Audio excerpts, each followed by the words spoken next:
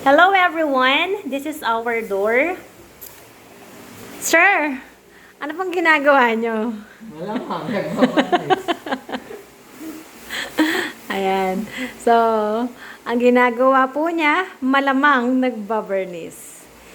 Ano yung mga ginamit ni Sir? Andyan. Ayan. Ano naman dyan?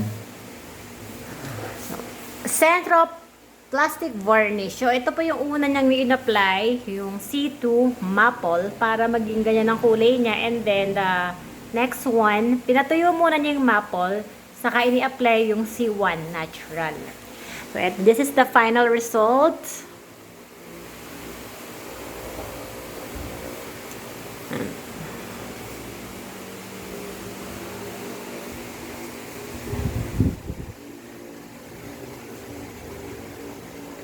Batay ka o batay?